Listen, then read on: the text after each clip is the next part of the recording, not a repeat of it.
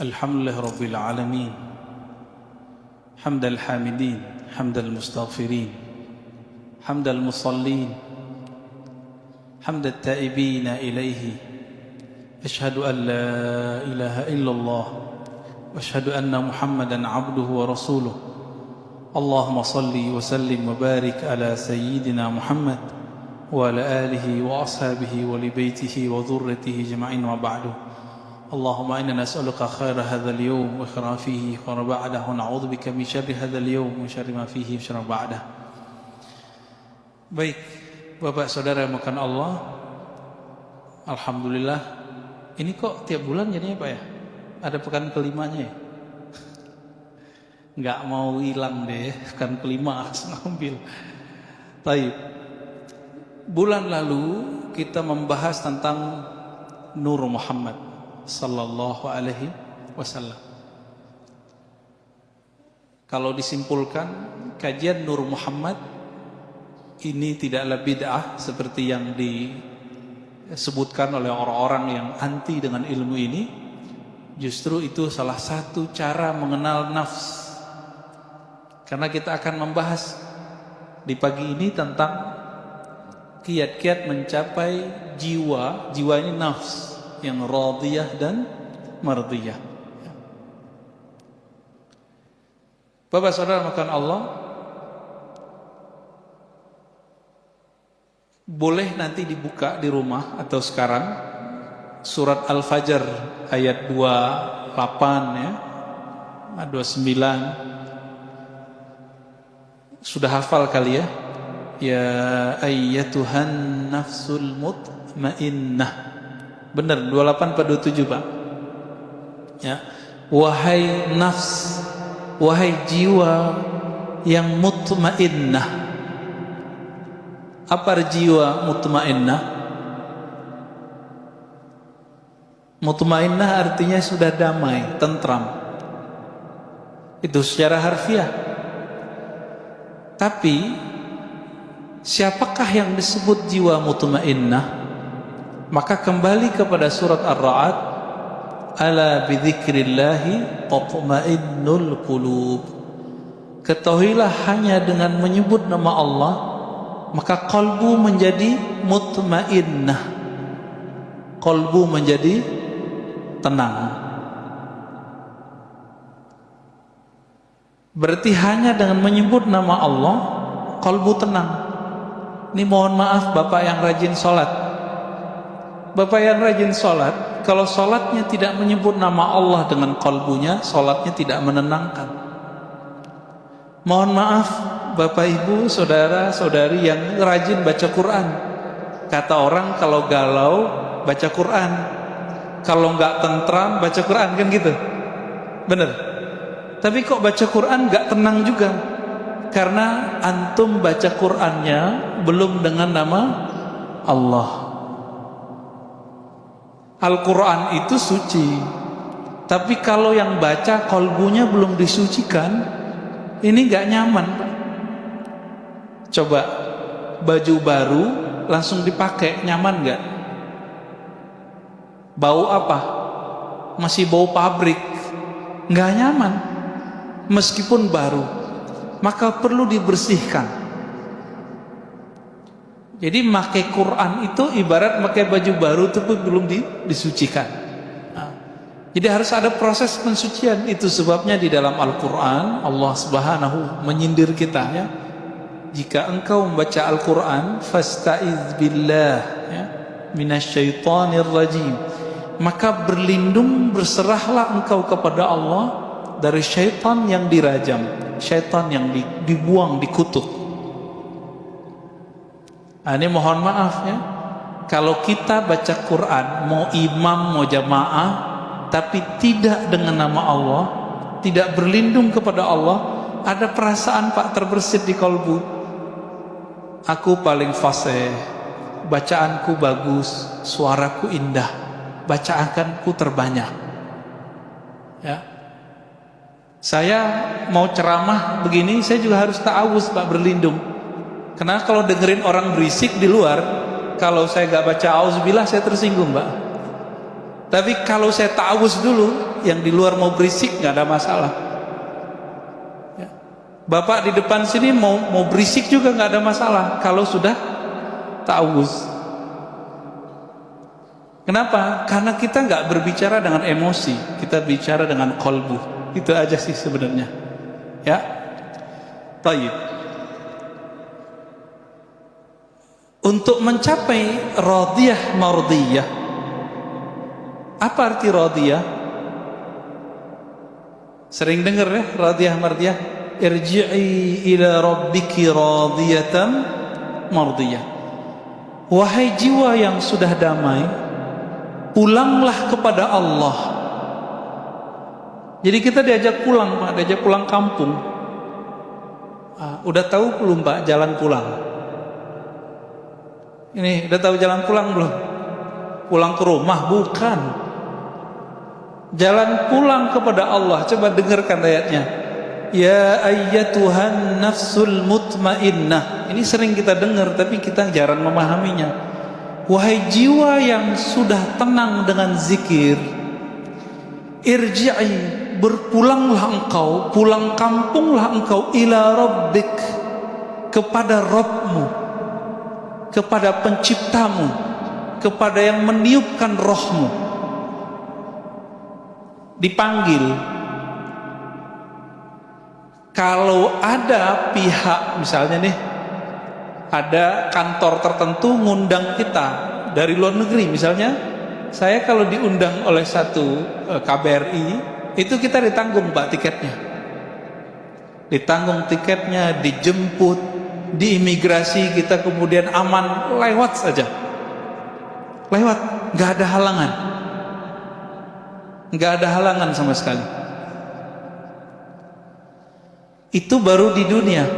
Maka imigrasi yang ada di pesawat di negara-negara baru yang kita kunjungi itu persis mirip-mirip kayak di alam barzakh. Kalau nggak punya syafaat, nggak punya surat, itu ramak, Pak. Ya, satu kali teman saya, kita keluar dari Uzbek, tapi kopiahnya kopiah yang tidak disukai oleh orang Uzbek. Dikira ini kopiah ekstremis, karena orang Uzbek ini punya trauma. Di bawah Uzbek itu ada satu negara namanya Afghanistan, itu sampai sekarang perang, Pak. Kopiahnya mirip-mirip sama orang sono. Teman saya pakai kopiah itu ketika masuk ke imigrasi, ditahan, Pak. Adalah 1,5 jam, bengong aja deh ya. Untung kemudian yang lain pada sadar, ini kayaknya ada masalah nih. Dijemput, dikasih tahu, itu temanku udah baru keluar. Saya pakai kopiah Uzbek, langsung, Pak, lewat. Jadi cuma pakai tanda kopiah Uzbek itu bebas keluar masuk. Maksud saya kira-kira gini, Pak. Ini mohon maaf Bapak yang rajin sholat ke masjid, ini berarti Islamnya kan bagus, imannya bagus. Tapi kan masih ada satu lagi. Apa? Ihsan. Kita ini sering mengatakan segala puji bagi Allah yang telah memberikan iman dan Islam, tapi kita lupa satu lagi. Ihsan. Apa itu ihsan? Ihsan itu qalbu, merasa berhadap-hadap dengan Allah. Itu. Maka kalau qalbu sudah merasa berhadap-hadap dengan Allah, muncullah adab yang mulia. Muncul adab yang mulia.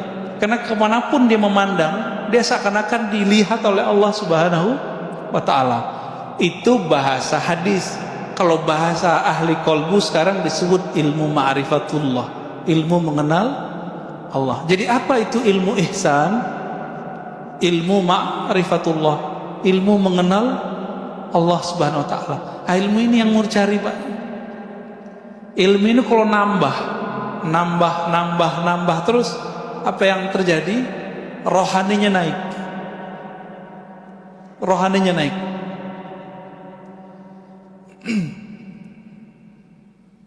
Kembali ke ya Tuhan nafsul mutmainnah, wahai jiwa yang tenang, pulanglah engkau kepada Allah. Berarti jiwa kita dipanggil mau pulang. Oleh karena itu Bapak salamkan Allah, setelah orang meninggal itu bukan berarti masalah selesai. Bukan berarti masalah selesai. Ini kita loncat aja langsung ke surga ya. Di surga semua umat manusia mencari cara supaya naik pangkat. Kita mundur dulu ya, mahsyar aja deh. Lebih gampang mahsyar. Di padang mahsyar semua umat manusia mencari syafaat. Nanti di surga minta lagi. Ini kita yang paling gampang di padang mahsyar. Siapa yang mereka cari? Dicarilah Nabi Adam alaihissalam. Berharap namanya masuk ke dalam daftar yang diberi syafaat. Ternyata Nabiullah Adam tidak punya hak untuk memberi syafaat sampai dapat izin dari penghulu para nabi. Maka Nabi Adam bilang, coba tanya Nuh. Dia adalah Rasul pertama di bumi ya. Nabi Adam kan di surga, lalu kemudian turun ke bumi. Maka yang murni di bumi itu Nabi Nuh. Nabi Adam udah separuh-paruh surga dan bumi. Apa kata Nabi Nuh? Wahai umat manusia, kenapa kalian mencari syafaat kepadaku? Aku pun butuh syafaat. Carilah Ibrahim. Apa kata Nabi Ibrahim? Saya punya salah 2 kali berbohong, padahal berbohongnya benar.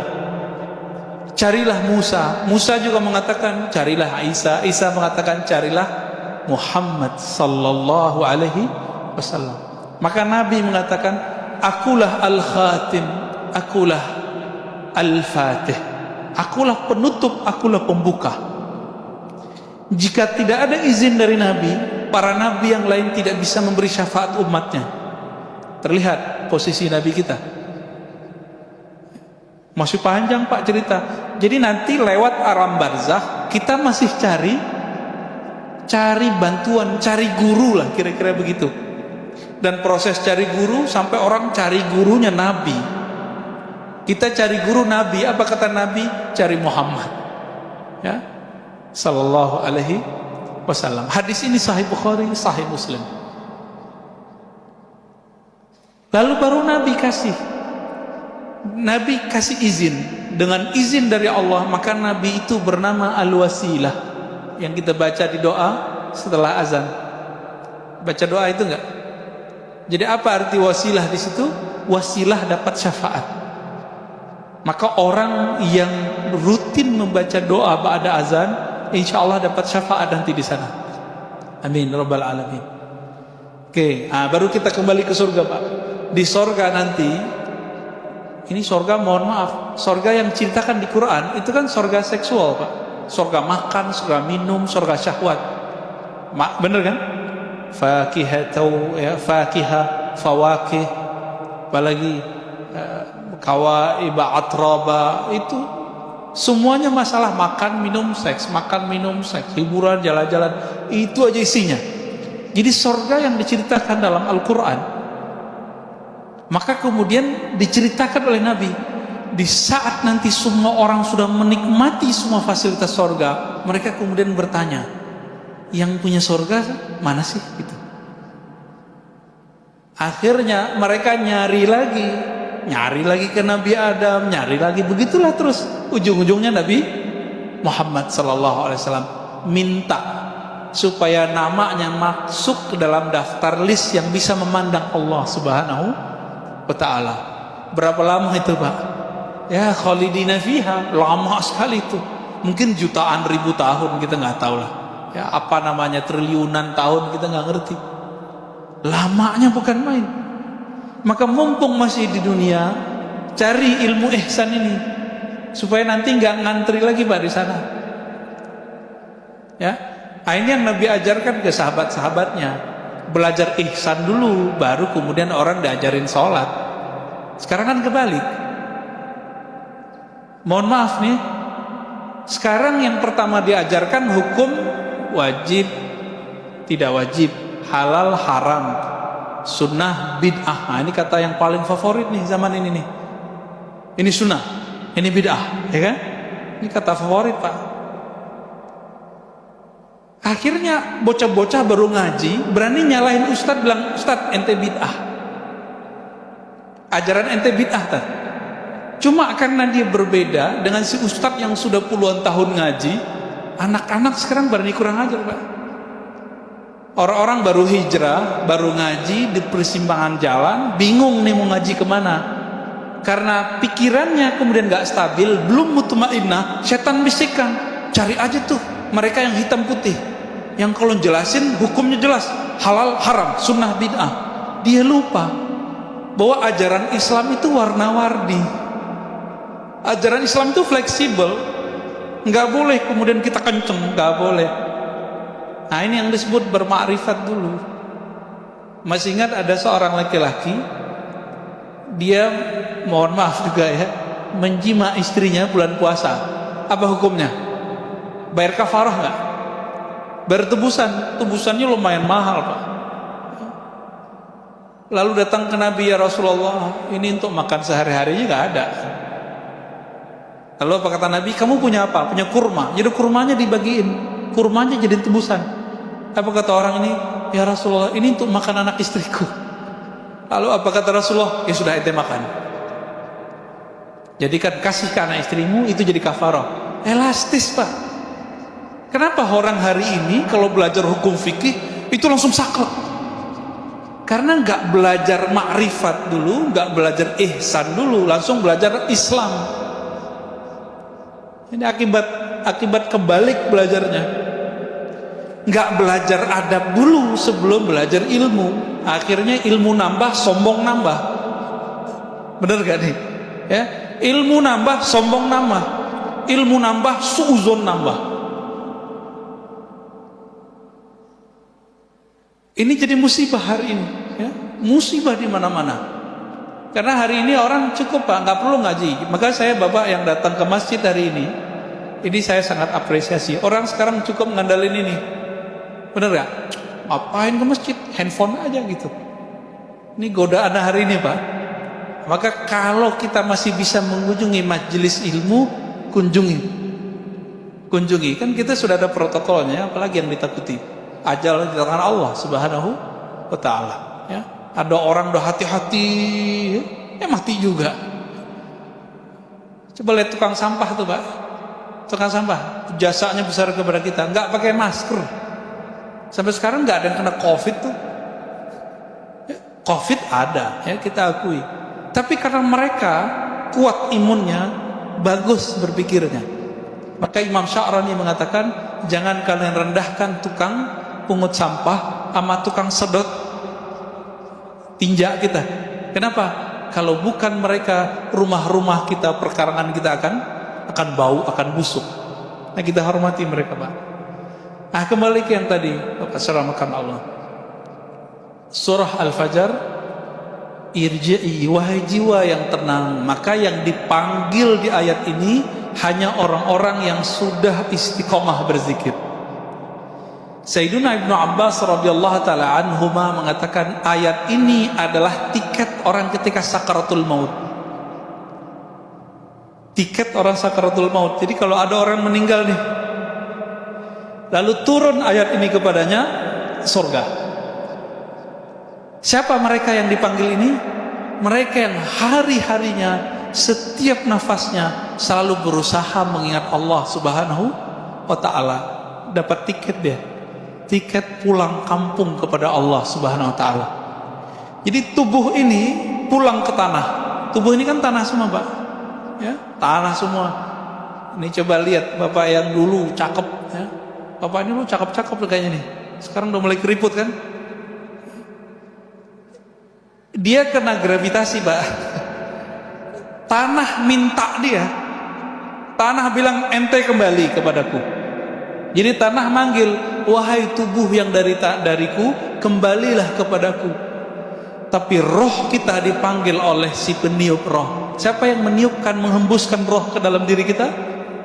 Allah.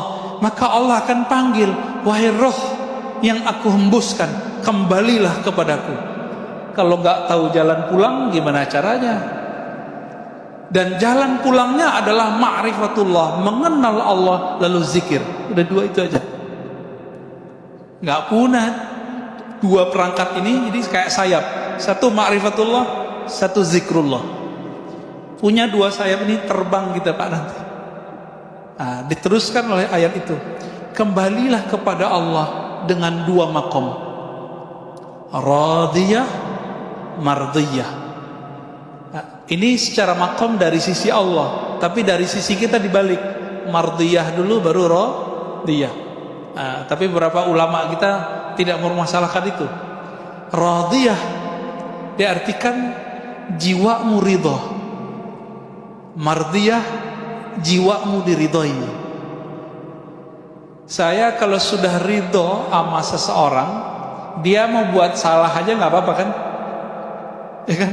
Kita kalau udah sayang sama anak kita lempar kita pakai ini Pak, mau kita balas ngelempar dia? Enggak kan? Ah, inilah makomnya Ahlul Badar. Ahlul Badar ya, yang 313 itu apa kata Allah? Ya, lewat lisan Nabi, i'malu ma syi'tum. Udah kamu buat apa yang kamu mau, Allah pasti ampuni.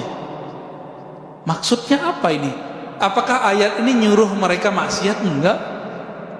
Karena nur di kolbunya sudah jadi ridha, radiyah, mardiyah, maka Ahlul Badar ini yang bisa mengalahkan orang-orang kafir ribuan, mereka cuma 313 orang, itu Allah kasih kebebasan karena mereka sudah selesai dengan nafsiyahnya. Yang bikin kita durhaka kan nafsiyah ini Pak, jiwa ini bikin kita durhaka, hawa nafsu. Hawa nafsunya udah tunduk dengan ruhnya, maka kata Allah, sekarang kamu buat apa yang kamu suka. Kalaupun mereka terjebak maksiat, pasti kembali. Siapa contoh sahabatnya? Nuaiman. Pada dengar? Nuaiman itu dia perannya dua, ya. Pemabuk tapi suka bikin lucu. Yang bisa bikin gigi Nabi kebuka dengan senyum dan tertawa cuma Nuaiman. Tapi orang ini Nabi wafat, dia suka mabuk Pak. Di zaman Umar, sahabat-sahabat yang lain bilang, ya Umar, kok ente nggak bunuh aja nih orang gitu. Ya, di satu riwayat dikatakan, hei Umar, kenapa kamu nggak mengutuk orang ini? Apa jawab Umar? La, fa innallaha yuhibbuhu. Ya. Ya, di riwayat lain, fa innahu yuhibbullaha wa rasulah. Fa innahu yuhibbullaha wa rasulah. Dia ini cinta Allah dan Rasulnya, ya? Atau Allah dan Rasul cinta dia gitu. Nah, inilah doanya Abul Hasan Syadili, guru dari gurunya Imam Mu'ta'ilah, pengarang Hikam. Di sini ada kajian kitab Al-Hikam Pak? Belum ya? Pengarang kitab Al-Hikam punya guru namanya Al-Mursi. Al-Mursi punya guru namanya Abul Hasan Syadili. Apa kata beliau? Ya Allah, jika aku salah, jadikan salahku salah orang yang engkau cintai. Aku sudah engkau cintai, lalu aku terjebak salah. Kira-kira gimana? Dimaafin gak? Dimaafin. Nah, itu maksudnya. Ya. Ini makom radiyah mardiyah. Radiyah mardiyah. Dia ridha kepada Allah. Lalu bagaimana caranya supaya kita jadi ridha? Caranya tadi yang kita sebutkan Pak, kenallah Allah, lalu zikrullah. Allah bagaimana yang kita harus kenal? Untuk ridha kepada Allah, maka harus kenal dengan dua sifat Allah, kudrah, iradah. Masih ingat? Ya, kudrah, apa arti kudrah? Kekuasaan. Iradah, kehendak.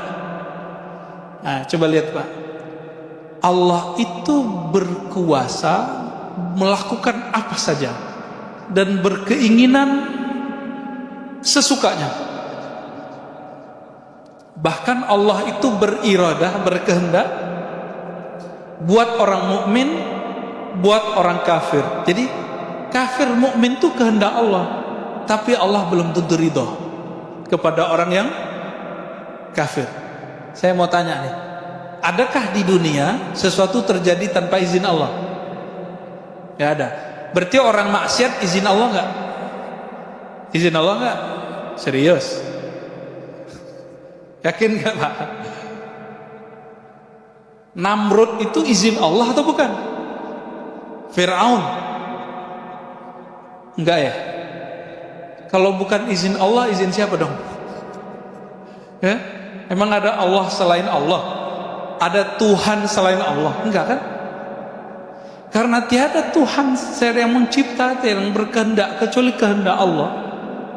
Maka ahlu sunnah wal jamaah mengatakan tidak semua yang Allah kehendaki itu diridhoinya.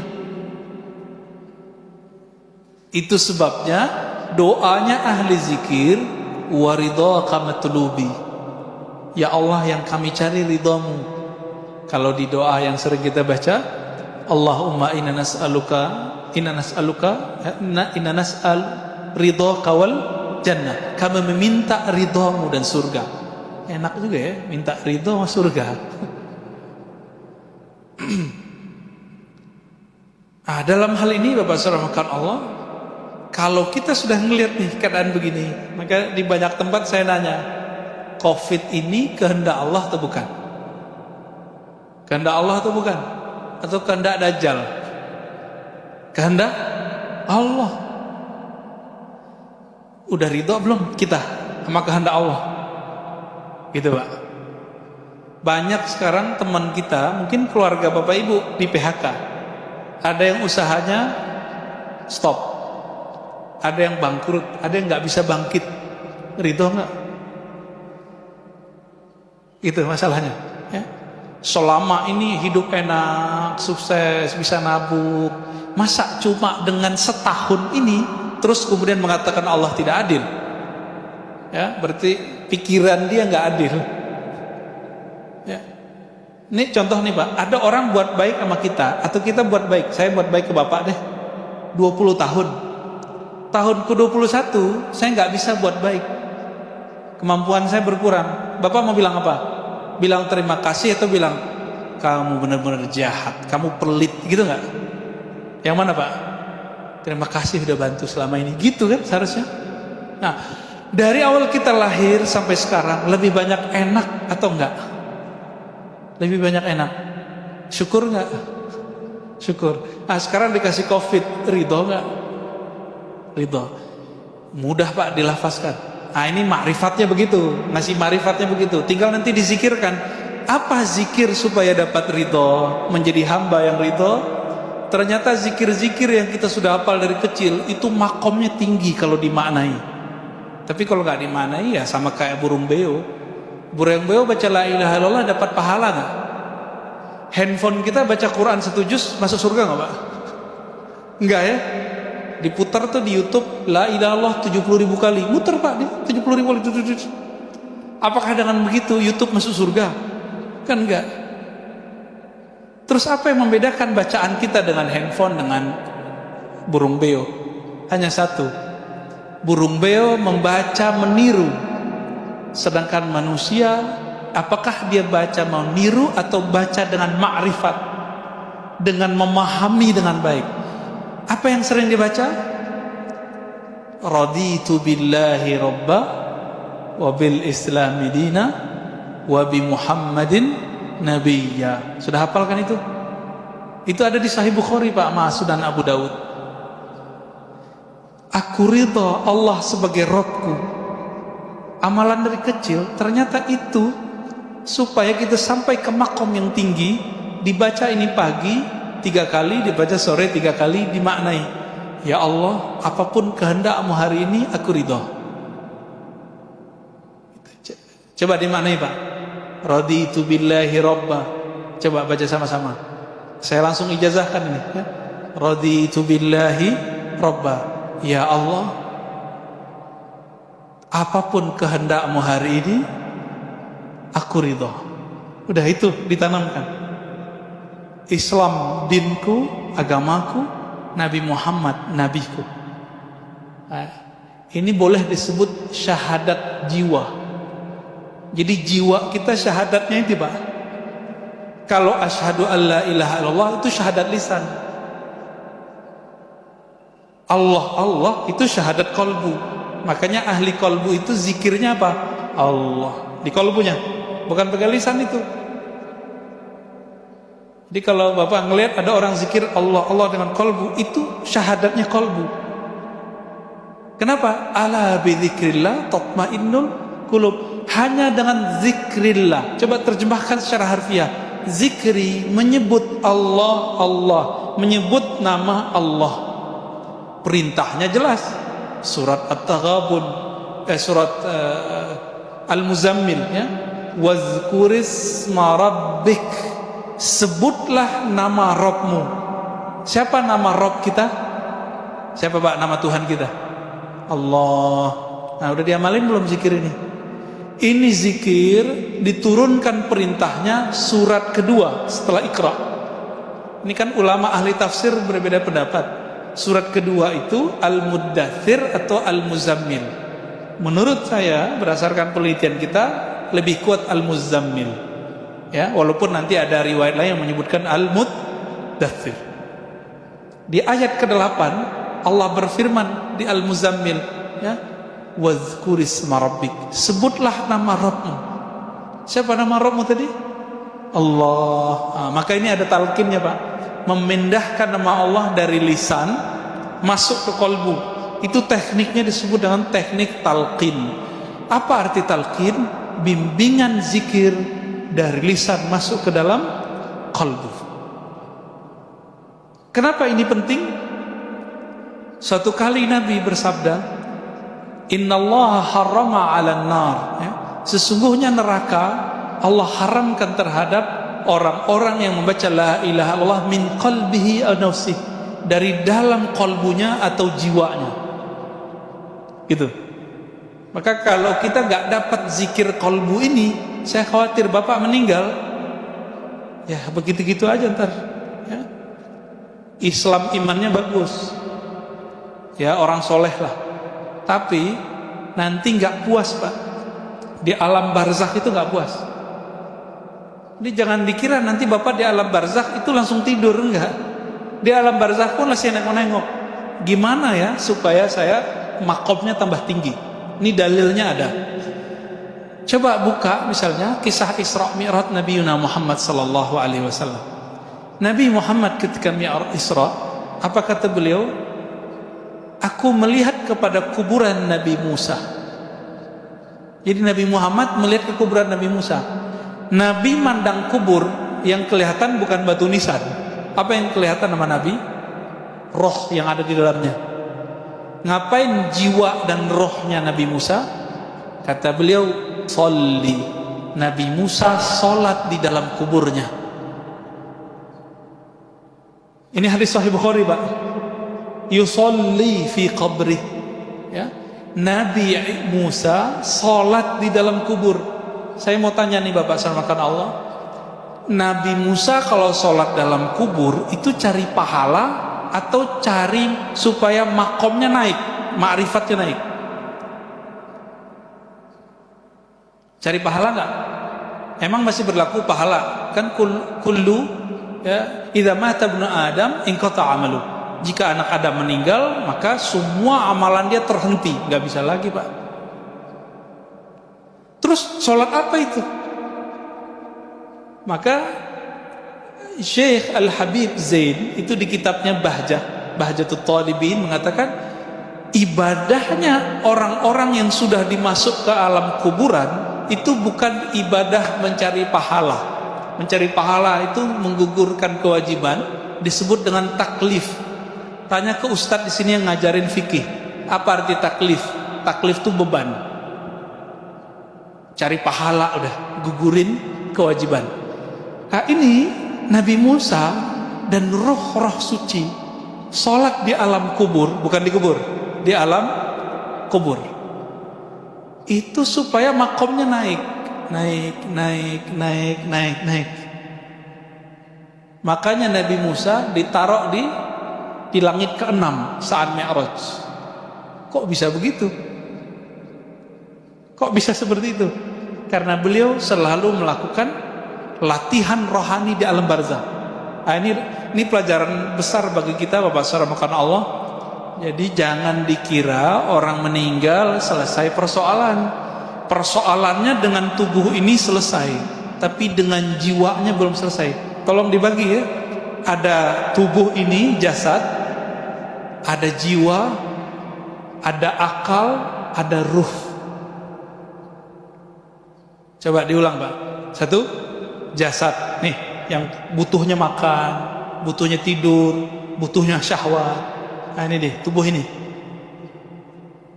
Yang kedua, jiwa. Yang ego kan di situ, Pak. Nggak mau dengerin orang, maunya didengerin terus. Iya kan? Nggak mau diceramain orang, mau ceramain terus. Ini untuk saya ngomong, Pak. Karena saya banyak ceramah. Nafsiyah itu apa? Ngerasa dirinya lebih dari orang, mandang orang, wah itu nggak ada apa-apanya, gue lebih gitu. Ada perasaan begitu. Nah, itu nafsiyah namanya. Ya, merasa ibadah orang samping nggak bener. Nah, ini nafsiyahnya main tuh.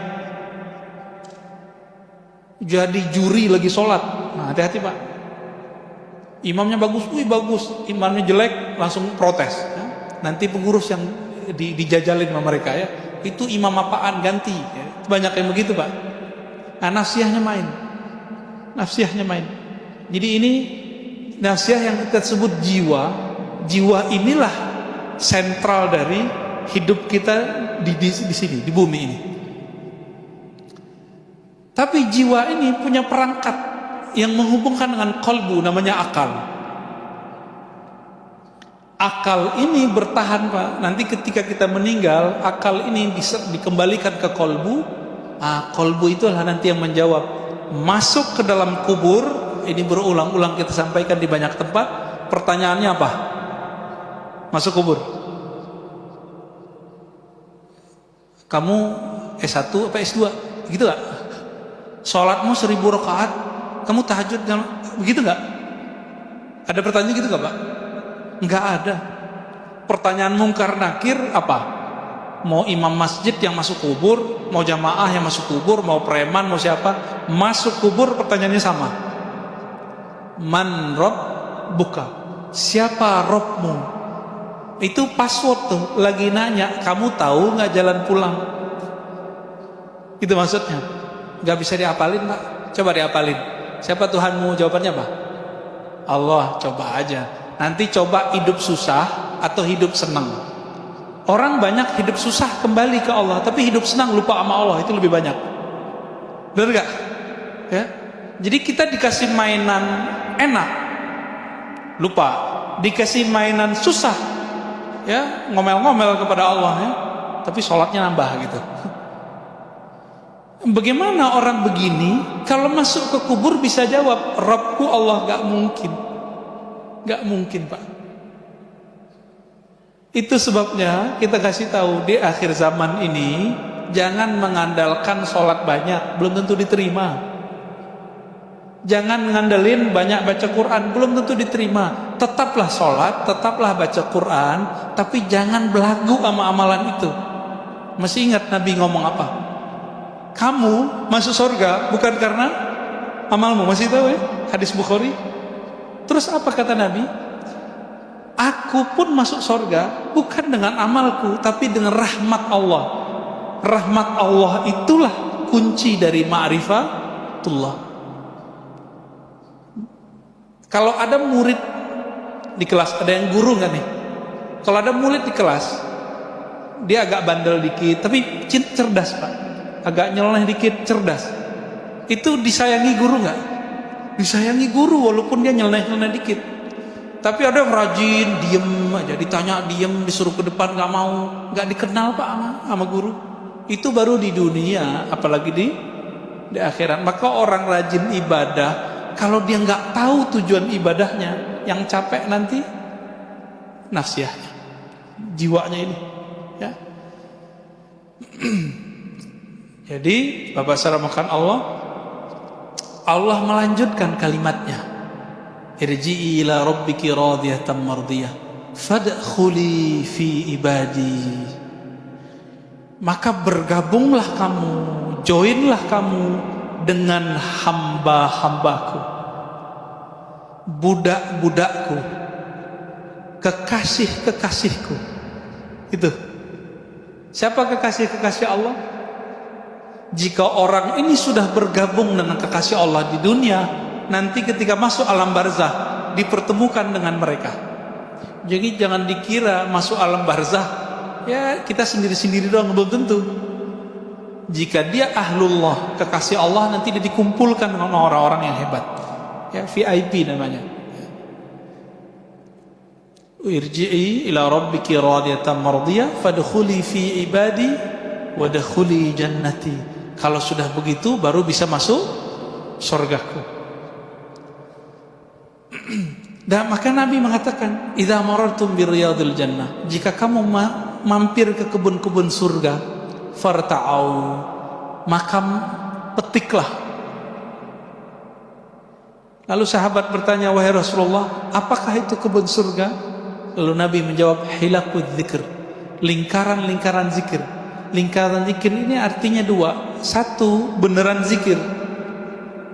Jadi dipikir-pikir, orang yasinan di Indonesia itu lingkaran zikir bukan? Tahlilan, itu zikir nggak Pak? Zikir. Tapi sekarang dibid'ahin ya. Bener ya? Orang ini faham nggak sih yang membid'ahkan bahwa taman surga salah satunya baca yasinan berjamaah, al-mulk berjamaah, zikir berjamaah.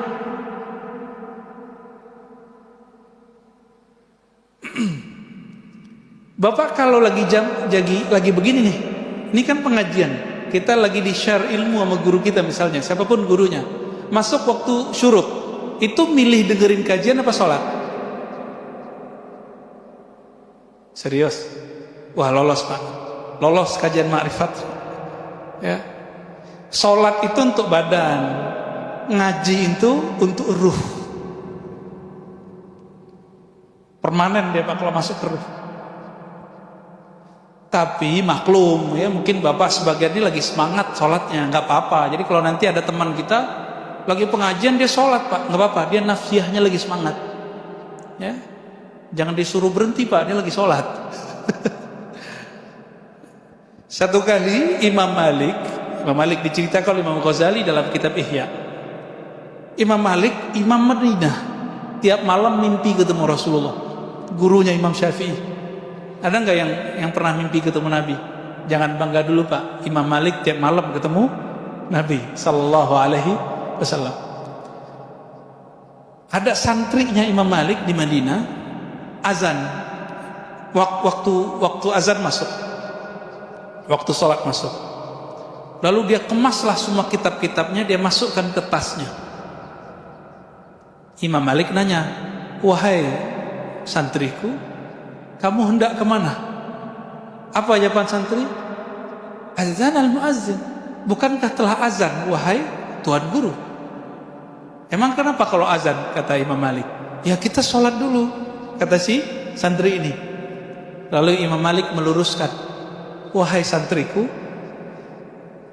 apa hukumnya sholat jamaah? Oh, sholat jamaah hukumnya sunnah muakkadah atau mustahab atau mandub, dianjurkan. Lalu Imam Malik lagi nanya, apa hukumnya belajar? Dia bilang, oh wajib. Kalau ketemu dua waktu ini kamu pilih mana? Pilih mana Pak? Belajar atau ibadah? Nah, makanya saya salut sama jemaah tabligh tuh ya.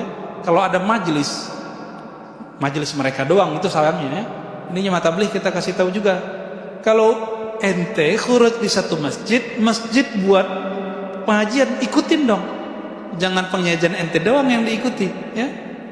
Nah, ini nasihat buat kita juga ya. Ini beberapa nih nggak dikasih arahan oleh jadi sebelum berangkat tuh ada dikasih bayan namanya. Kadang-kadang nggak dikasih tahu adab-adab ini ya. Akhirnya giliran dia buat pengajian ya kita diajak-ajak ya. Tapi giliran kita pengajian dia nggak mau ya, kemana kayak itu. Nah ini cuma satu kasus Pak ya, oknum. Kebanyakan jemaah tabligh saya lihat bagus ya. Kalau ada majelis mereka seharusnya tahiyatul masjid, masuk masjid. Enggak, mereka baca istighfar, baca zikir, langsung duduk mengganti sholat tahiyatul masjid. Nah ini adabnya benar ini. Jadi kita melihat mereka melakukan itu ya. Berdasarkan ini semua, Bapak serahkan Allah, untuk menjadikan jiwa kita menjadi tenang, dari mutmainnah meningkat menjadi radiyah, radiyah menjadi mardiyah, maka caranya adalah mengenal Allah yang disebut. Maka berzikirlah dan kenalilah siapa yang kita sebut-sebut namanya. Nanti akan naik rohaninya. Itu satu. Yang kedua, irji'i ila rabbiki radiyatan mardiyah, ya wadkhuli fi ibadi. Sebelum kita gabung di sana, maka bergabunglah dengan taman-taman surga di sini. Ini perlu kerendahan hati, Pak. Untuk mendengarkan orang ceramah, ngajar, butuh kerendahan hati nggak? Butuh, ya. Saya harus membuang dulu pintar saya, baru saya mau dengar orang, gitu. Kalau nggak akan bisa. Maka ini kabar baik buat kita semua, Bapak yang mau mendengar kajian kita, berarti memang udah ditaruh dulu nih, ya. Tapi mohon maaf Pak ya, jangan melihat pakaian. Kalau pakai begini, pakai kopiah, terus didengar. Siapa tahu nanti ada kalam-kalam hikmah munculnya dari sopir angkot, siapa tahu. Dari sopir Grab bisa jadi, ya. Dari orang yang jual-jualan gerobak. Jadi hikmah itu nggak hanya di sini. Kadang-kadang hikmah ada di luar sana. Udah masuk. Kira-kira itu Bapak serahkan Allah. Sederhana sebenarnya. Ini kita sudah pangkas. Tadinya kan ada nafs amarah, jiwa amarah, bukan amarah emosi. Amarah itu artinya ngajak kepada yang buruk-buruk. Naik lawamah, suka menyesal, ya. Melakukan satu nyesel, itu udah bagus. Kalau yang amarah ini psikopat. Lawamah, salah, nyesel. Yang ketiga mulhamah, mut-mutan, kadang baik, kadang buruk, kadang soleh, kadang enggak. Kalau majelisnya orang-orang baik, dia baik. Kalau komplotan orang jahat, dia jahat. Ini namanya mulhamah. Orang ini hanya bisa dinaikkan dari level mulhamah ke mutmainnah dengan belajar kepada mursyid, guru yang ahli kolbu. Kalau nggak bisa. Nggak bisa lewat YouTube, nggak bisa lewat pengajian umum begini, nggak bisa. Dia harus punya dokter rohani yang menghantarkan dia dari penyakit mulhamah menjadi jiwa yang sehat bernama mutmainnah. Nanti dikasih tuh sama gurunya, ya, amalkan zikir ini, ngaji sifat ini, belajar nama Allah ini. Nanti akan bertahap. Mirip kayak orang sekolah, mirip kayak kita datang ke dokter. Baru kemudian radiyah mardiyah. Tadi kita pangkas langsung ke mutmainnah. Ya, zaman sekarang harus diringkas, langsung aja deh ke mutmainnah. Baik, silakan kalau ada yang mau didiskusikan, tafadhal.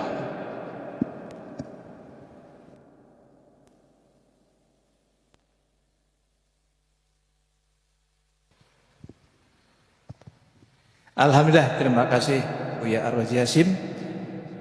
Demikian pemaparan tausiah dari guru kita, dan mungkin saya ringkas ya, dari pemaparan pertama, masalah bahwa segalanya itu dimulai dengan adab, ya.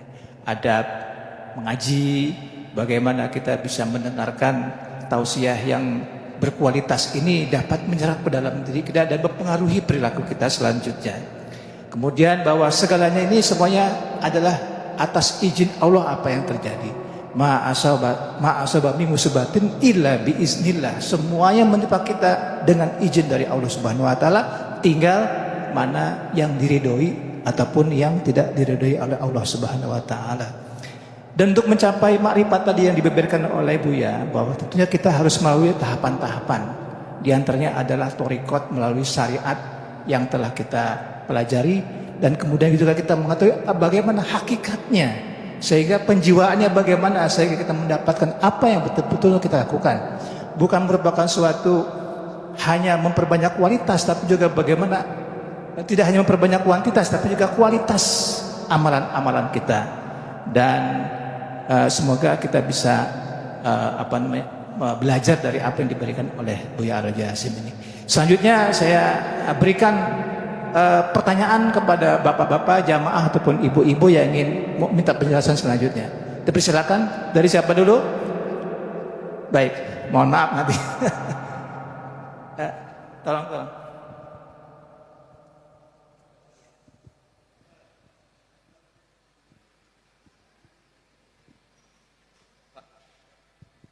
Assalamualaikum warahmatullahi wabarakatuh. Cukup menarik. Tadi ada Islam, iman, dan ihsan. Cara menumbuhkan ihsan dan menjaganya di diri kita itu gimana, Ustaz? Kita kan tahu nih, ihsan itu tahu. Saya pribadi tahu ihsan itu, tapi cara menjaganya, menumbuhkannya gimana? Karena hati kita itu kalau ada satu titik hitam, mungkin sekarang hati saya sudah hitam semua tuh. Terima kasih Ustaz itu. Assalamualaikum warahmatullahi wabarakatuh. Assalamualaikum warahmatullahi wabarakatuh. Langsung aja ya, langsung.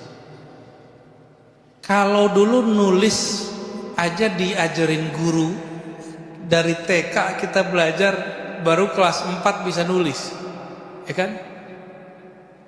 Maka untuk ihsan, masa nggak punya guru? Sholat itu disebut al-Islam. Bapak umur berapa bisa sholat nggak nyikut temen? Ya, umur berapa sholat udah nggak nyikut temen, udah nggak canda-canda sholatnya.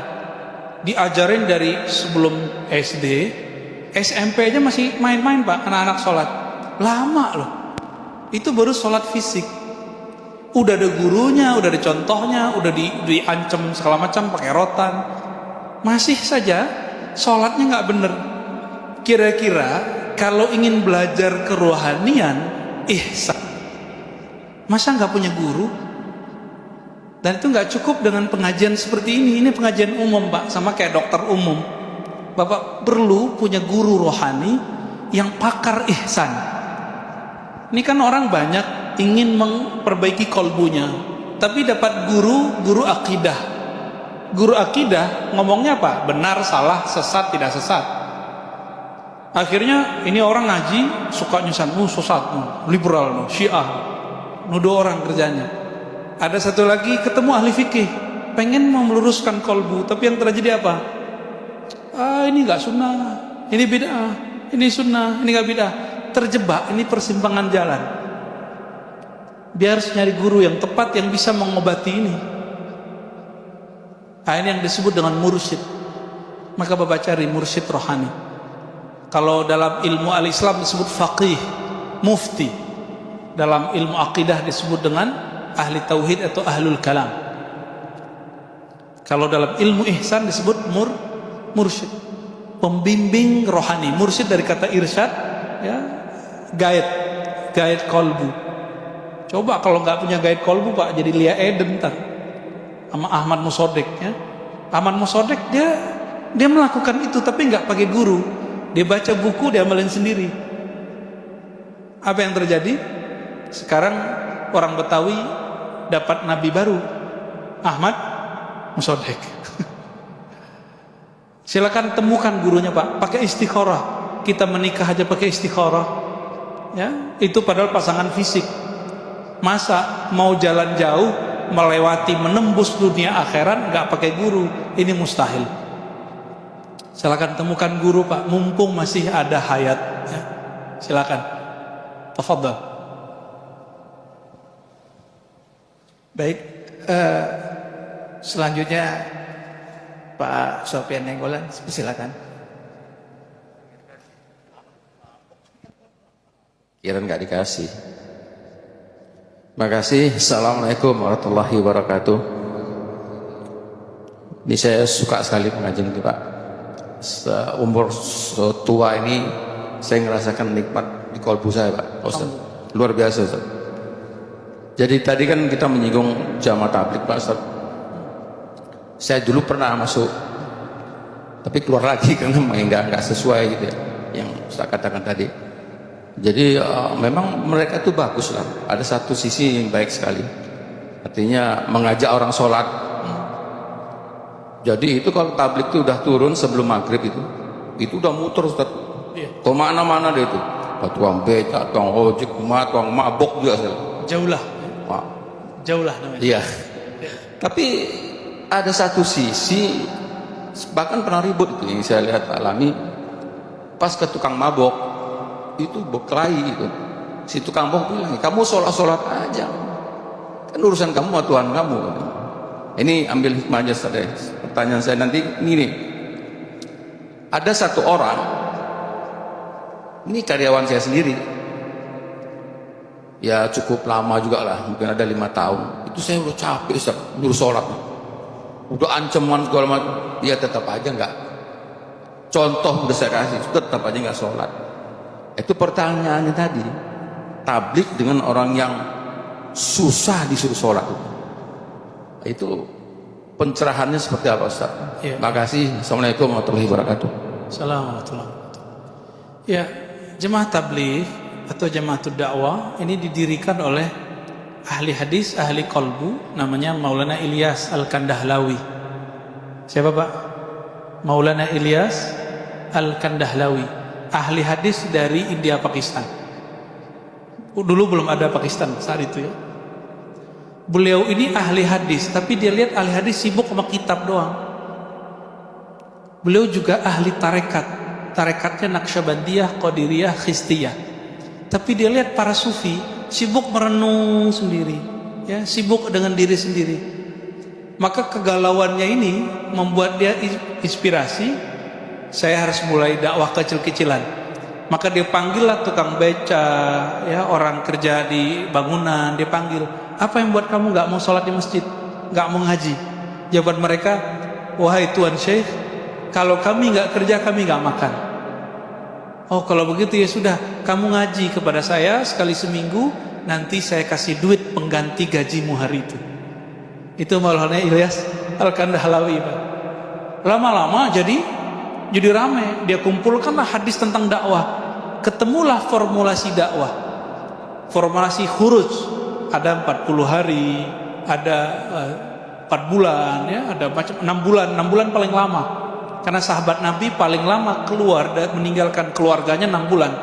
Lewat dari situ, itu istrinya boleh minta talak, tapi orang jemaah tabligh enggak tuh ya, perempuan-perempuannya disebut masturah, itu sangat militan, dahsyat sekali. Itu suaminya kalau udah cinta dunia ditendang-tendang sama bininya, lu khuruj gitu. Kalau kamu pergi sana, ya, cari dulu cinta kepada Allah. Adapun kejadian tadi itu oknum Pak sebenarnya, ya, kita nggak mau. Saya juga pernah dibentak-bentak Pak di BSD. Kita habis pengajian dibentak sama jamaah tabligh. Tapi saya cari tahu siapa nih orang bentak saya, ke teman-teman pembesar-pembesar jemaah tabligh. Wah itu orang nggak bener emang, ya. Adab jemaah tabligh itu nggak boleh dakwahin ustad. Kalau ketemu ustad, kiai, muallim, minta doa, ini ustad didakwahin dengan dia. Cuma karena dia lama di luar negeri, ya gitu. Dia di luar negeri mending ngaji. Orang dagang kok di luar negeri, pinter Arab dikit nipu orang, ya. Dikira dia ulama. Emang kalau bisa bahasa Arab doang jadi ulama? Abu Jahal, Abu Lahab ulama dong. Ya, dia lahir udah Arab Pak. Ini kalau ada orang diajak sholat nggak mau gitu ya, apa masalahnya nih? Kalau ada orang diajak sholat nggak mau, diajak sholat nggak mau, jangan-jangan salah si yang ngajak. Kita salahin kita aja Pak. Kita kembali ke kisah Sayyidina Ali dan Muaz. Apa kata Nabi? Ya Ali, pergilah kamu berdakwah ke ahli kitab yang ada di Yaman, ya, selatannya Arab. Lalu Nabi mengatakan, ud'uhum ilallah, ajaklah mereka mengenal ma'rifatullah, mengenal Allah. Lalu di kalimat pertengahannya, fa'idha arafuhu atau arafullah, apabila mereka telah bermakrifat mengenal Allah, maka ajarkan mereka sholat. Jika mereka sudah sholat, ajarkan mereka zakat. Begitu. Ada yang disebut tadarruj, berdakwah dengan cara bertahap. Jadi jangan ajak sholat Pak, orang-orang bilang aja, ke masjid ya, silaturahmi gitu, ngumpul-ngumpul, makan-makan bareng. Kan makan ala jemaah tabligh itu nikmat sekali, walaupun ditebar di plastik atau di nampan. Kata orang sih jorok, tapi menurut saya itu kok nikmat gitu. Mungkin berkah tangan ya, walau alam. Walaupun kemarin sempat kena corona tuh ya. Ya. Jadi ada kesalahan ini, dan ini kesalahan lapangan. Kita nggak akan pukul rata, enggak. Yang mau didakwahi kan orang Islam juga, tapi mereka sudah lupa dengan ma'rifatullah. Nah itu sebabnya di beberapa perempuan yang nanya, Ustadz, yang nanya roknya pendek, rambutnya Masya Allah, ya cantik lah Pak. Dia nanya, dia datang pengajian kita nanya, Ustadz, pakai jilbab wajib nggak tuh? Kan repot Pak mau jawab. Kalau saya bilang iya, takut dia langsung kabur. Saya bilang enggak, takut saya dosa, tidak menyampaikan amanah. Tapi saya yakin dia sudah tahu kok hukumnya jilbab. Apa jawaban kita? Diplomatis. Kita bilang, kamu kenali dulu yang nyuruh pakai jilbab, baru kamu nanya hukum jilbab. Maksudnya apa? Belajar dulu tentang Allah. Nanti kalau sudah belajar tentang Allah, gak perlu saya yang suruh pakai jilbab. Nanti Allah sendiri yang membisikkan ke dalam kolbumu supaya kamu permanen pakai jilbab. Benar, sebagian mereka berjilbab bagus hari ini. Tapi kalau kita takutin, yang gak pakai jilbab neraka ente gitu, ya salam, kabur dia Pak. Dan Indonesia ini kan ajaib. Di mal-mal banyak pekerja-pekerja gak pakai jilbab, tapi ketika jam sholat sebelum Covid itu rame Pak. Keluar-keluar bajunya Masya Allah, mereka masih sholat. Nah apa yang kemudian kita akan dakwahi? Dakwahi, kenalkan mereka kepada Allah Subhanahu wa ta'ala. Jangan main hukum dulu, jangan main fikih, mainlah ilmu kolbu, ilmu adab main di situ. Nah ini pesan untuk diri kita sendiri, saya, Bapak, termasuk sahabat-sahabat kita Jamaatul Tabligh ya, sama. Nah, ini untuk kita sebenarnya, bukan untuk mereka. Taib. Khalas? Baik, ada pertanyaan lagi, cuman nanti akan saya berikan. Cuman ini dari melalui YouTube via channel An-Nabawi TV ada pertanyaan. Nanti mesti bisa gabung dengan pertanyaan Bapak ya.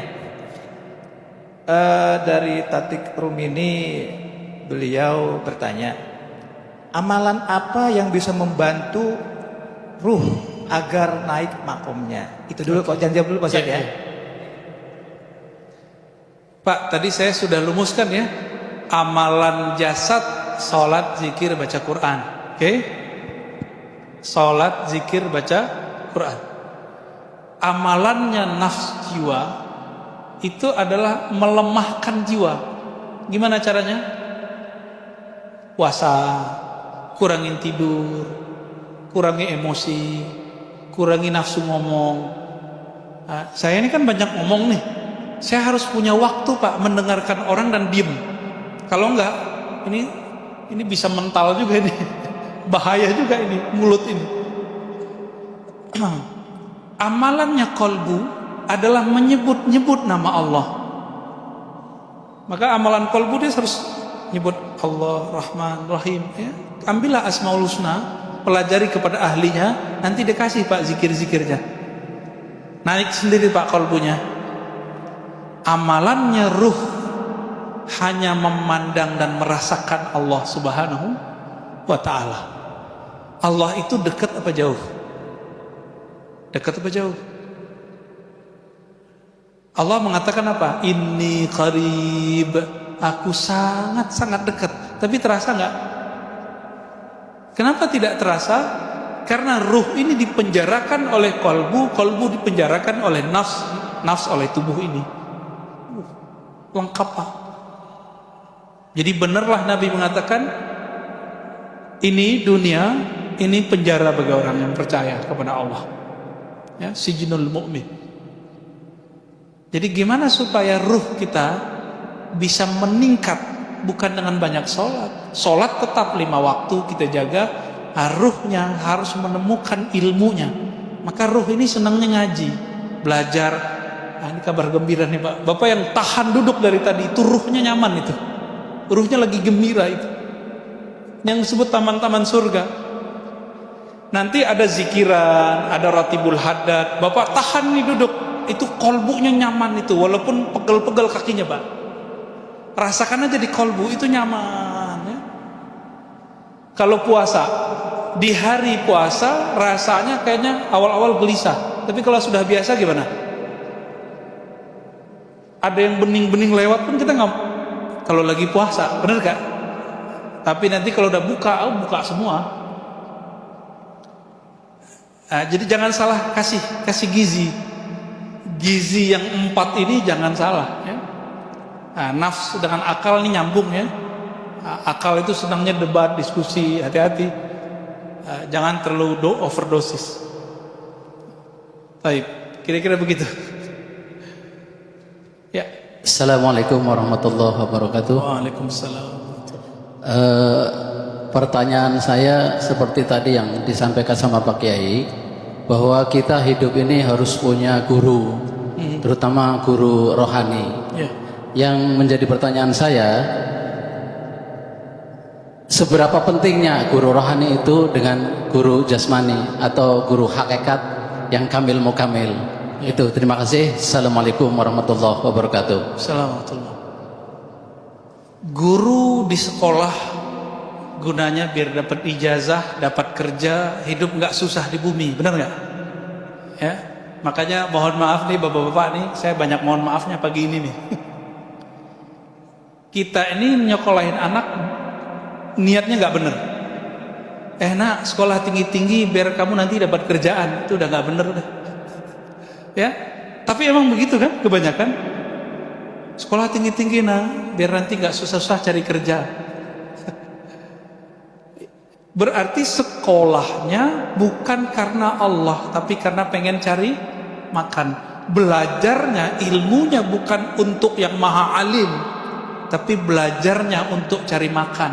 Makanya nanti jadi koruptor ya. Itu akibat doktrin begitu tuh. Ya, ada kesepakatan nilep. Ya, sekarang kan lagi rame lobster kan. Ya, apa itu masalahnya? Itu masalah doktrin dari kecil, Pak. Jadi bukan disalahkan dia jadi menteri, enggak. Itu masalah sudah numpuk dari lama. Udah lama itu numpuk. Nah, ini harus di reset, ini harus di delete semua ini, di restore ulang. Terus guru tarekat. Sebelum guru tarekat, guru fikih dulu. Tadi guru fikih ngajarinnya apa? Boleh, gak boleh, halal, haram, sunnah, bid'ah. Pusing juga kita ya. Mau ini nggak boleh, itu nggak boleh. Di fikih kan banyak aliran. Kalau bapak ketemu aliran yang agak kenceng-kenceng dikit ya, bapak punya jenggot nggak pak? Nggak punya, ahli bid'ah. Ya, karena kata ustadz sebelah, memotong jenggot itu dosa besar pak. Kan repot. Ya, sarungnya jengkrang nggak? Timnya nggak pada jingkrang nih. Apa kata sebelah? Masuk neraka ente. Tuh, gampang banget kan masuk neraka. Ini wilayah penampilan dimasukkan ke bab akidah. Dahsyat sekali kalau nggak belajar ilmu ruh. Mursyid tarekat itu kebanyakan masuknya di nafsiyah. Makanya disuruh puasa banyak-banyak ya, mahar ya kan. Tapi ada tarekat yang sudah masuk ke kolbu dan ruh. Nah, ini orang kalau udah masuk ke ilmu kolbu dan ruh, zikirnya jadi ringan. Cari mursyid kolbu, bukan mursyid nafsiyah. Mursyid kolbu ngasih zikir terasa melegakan kolbu. Tapi kalau mursyid nafs ngasih zikir beban pak rasanya. Nah, bapak nanti silakan lihat mursyidnya. Yang bapak sebut tadi kamil mukamil, itu kan klaim aja kamil mukamil ya. Yang kamil mukamil kan Rasulullah Sallallahu Alaihi Wasallam. Lalu pewaris Rasulullah. Yang Nabi wariskan itu apa? Ini kita ulang, ini kajian bulan lalu ini. Ulama pewaris para nabi. Hadis bukan? Al ulama warasatul anbiya. Nabi mewariskan ke ulama. Ulama dapat warisan dari nabi. Apa yang diwariskan? Nubuat. Tapi kan nggak ada nabi lagi setelah Rasulullah. Berarti nubuatnya dapat, tapi pangkat jadi nabinya nggak dapat. Gitu. Apa makna nubuat? Imam Al-Hakim At-Tirmizi dalam kitab Khatmul Auliya mengatakan an-nubuwah itu al-ilmu billah. Ilmu mengenal Allah dengan cara musyahadah dan mukasyafah. Jadi rasa memandang Allah Subhanahu wa taala bukan lagi pakai dalil-dalil yang tertulis, tapi sudah mulai dalil ruh, dalil qalbu. Maka mursyid juga banyak tingkatannya, Pak. Ada mursyid nafsiyah, kebanyakan mursyid tarekat di sini. Ada yang level qalbu. Yang level qalbu udah mulai jadi wali dia udah, ya. Ada yang sudah sampai ruh. Ini yang disebut pewaris-pewaris hakiki Rasulullah Sallallahu Alaihi Wasallam, dan mereka kebanyakan tersembunyi, ya. Maka benarlah kata orang-orang dulu, ya, al-masyhur bi barakatil mastur. Ulama-ulama yang terkenal sekarang dengan tarekat, dengan zikir, ma'rifat, itu mereka nggak terkenal kecuali karena ada punya guru, punya teman, punya doa yang mendoakan, yang mengajar dia, itu nggak terkenal, dianya terkenal, ya. Itu terjadi, ya. Jadi orang masyhur karena doa yang mastur, yang tersembunyi. Jadi kita nggak boleh lupa dari cangkangnya. Siapa tahu Bapak hidup enak hari ini karena doa orang-orang terdahulu, atau doa kakek-kakek terdahulu. Alhamdulillah ini mengalir di dalam darah kita, doa-doa mereka, ya.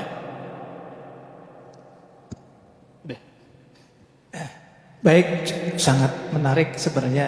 Cuma kita sepakati dulu ya, kayaknya emang ini jamaah juga tidak beringsut, kayaknya tetap kayak terkesima, dan banyak pertanyaan yang ingin disampaikan. Atau kita sepakati dulu sampai pukul berapa, 6:30 ya, ya, atau mungkin lewat lebih, tergantung kesediaan Bu ya. Bagaimana? Siap. Baik, ada pertanyaan? Baik, Pak Hilmi.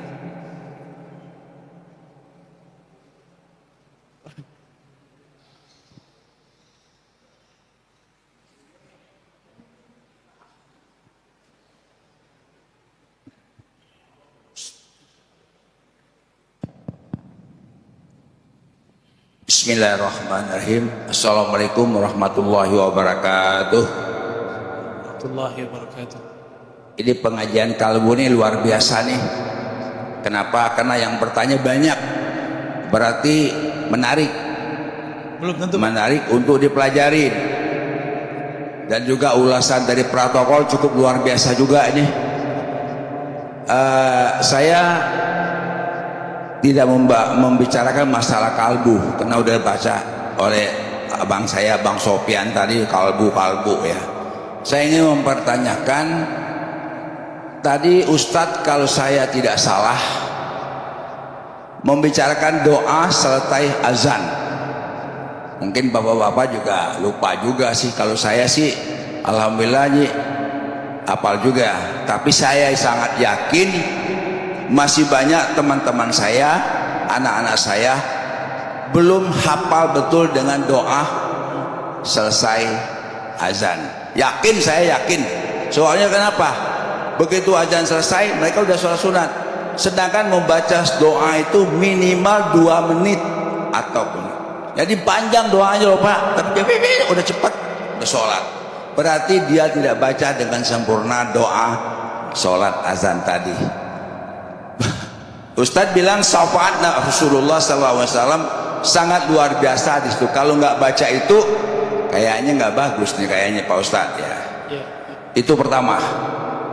Kedua, tadi Ustadz menyinggung masalah azan telah tiba, waktu sholat telah tiba, berarti kan Pak ya, azan.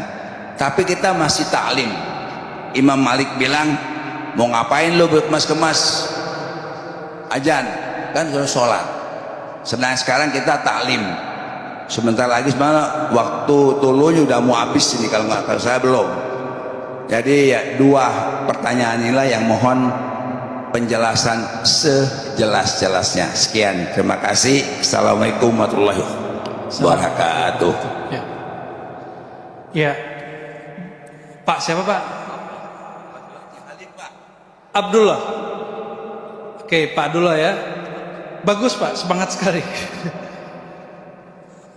Tapi doa setelah azan itu ada banyak versi. Saya mencoba husnuzon kalau bapak-bapak ini buru-buru. Jangan-jangan pakai yang ekspres. Ya, jangan-jangan Pak pakai ekspres. Karena yang ekspres itu doa yang tadi, raditu billahi robba wa bil islami dina wa bi muhammadin nabi wa rasulah. 10 detik beres Pak. Jangan-jangan dia pakai doa itu. Namun yang lengkapnya Allahumma rabba hadhihi da'watid tammah wa salatil qa'imah ati sayyidina Muhammadan al-wasilata wal fadilah wa ba'athu maqaman mahmudan alladhi wa'adtah. Titik Pak di situ. Adapun tambahan innaka la tukhliful mi'ad dari ulama, boleh dibaca boleh tidak. Nah, yang sunnahnya ditambahin, ini baru tahu ya. Raditu billahi rabba wa bil islami dina wa bi muhammadin nabi. 6 menit Pak. Enggak sih, enggak nyampe. Jadi kalau ada yang buru-buru bacanya raditu billahi rabba, husnuzan aja Pak ya, siapa tahu. Atau jangan-jangan dia enggak hafal. Yang enggak hafal cukup ulangi bacaan muazin. Allahu Akbar kita ulang. Kalau lagi taklim, Bapak nih guru ngaji ini di madrasah di mana orang azan di luar, boleh nggak kita lanjut ngaji? Boleh. Nanti selesai jeda kita ulang semua kalimat azan. Allahu Akbar, Allahu Akbar. Boleh Pak. Ini saya saksikan sendiri, guru kami Dr. Aiman Syawwa, orang Suria, begitu juga murid-murid Syekh Yasin Al-Fadani, begitu juga murid-murid Sidi Abdullah Ghumari.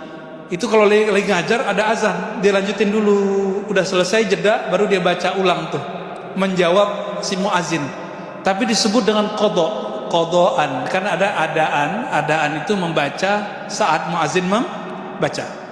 Kalau ini qodoan itu boleh, ya, itu boleh, biar dapat faedahnya. Dan Bapak perlu tahu, orang yang mengamalkan ini setiap saat dijamin nanti dalam kuburnya enak. Nanti di padang mahsyar orang semua tenggelam dalam lautan manusia, dia nongol sendiri Pak. Ini yang disebut dalam hadis para muazin, begitu juga orang-orang yang bersaksi ke muazin ini. Kalau di hadis kan muazinnya doang, termasuk yang menjawab azan, lehernya panjang. Nah, maknanya adalah ketika semua orang tenggelam dengan keringatnya, susahnya, berdarah, dia nongol sendiri pada atas. Nggak percaya nanti meninggal aja dulu Pak.